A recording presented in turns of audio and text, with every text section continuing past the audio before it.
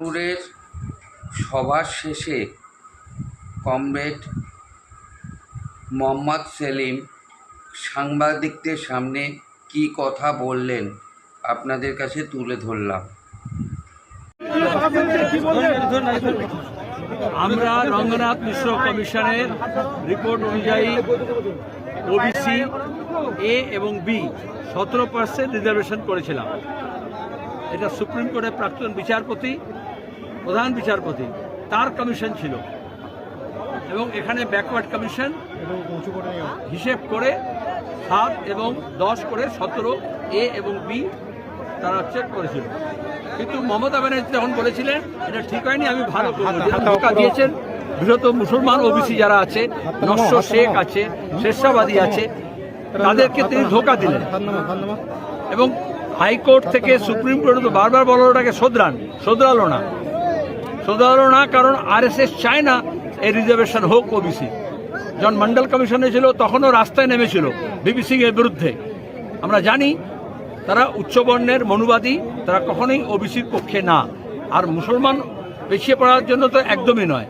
আর সেই জন্য দাঁড়িয়ে তারা আজকে ওটাকে আইন করে, এই যে ব্যাকওয়ার্ড ক্লাস কমিশনের আইন তাকে পাল্টে এবং ওবিসি রিজার্ভেশন আইন পাল্টে তারা যে 10% ওবিসি এ ছিল সেটাকে শেষ করেছে। কিন্তু এটা এমনিতেই শেষ হয় না, কারণ এর বিরুদ্ধে কোর্টে গিয়েছিল। আমরা যখন করেছিলাম তখন কোর্টও কিন্তু এটাকে খারিজ করেনি তখন। কিন্তু Mamata Banerjee SC ST OBC Trinamool দলের লোকজন টাকা পয়সা নিয়ে অনেক ভেজাল, অনেক নকল সার্টিফিকেট দিয়েছিল। তাহলে নকল যারা সার্টিফিকেট দিয়েছে, যারা দিয়েছে যে এসডিও যে অফিসার, তার বিরুদ্ধে ব্যবস্থা নেওয়া উচিত। যাদের নকল সার্টিফিকেট আছে সেগুলো ফেরত নেওয়া উচিত। কিন্তু তার বদলে তুমি পুরোটাই নষ্ট করে দেবে, এটা তো হতে পারে না।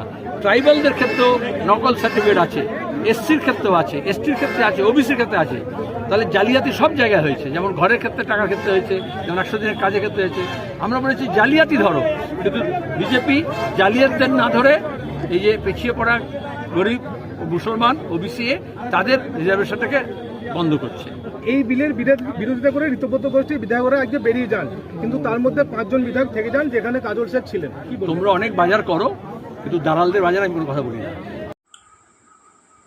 এই ভিডিওটা যদি আপনাদের ভালো লাগে তাহলে আপনারা লাইক এবং শেয়ার করবেন, আমার চ্যানেলের সাথে থাকবেন। নমস্কার।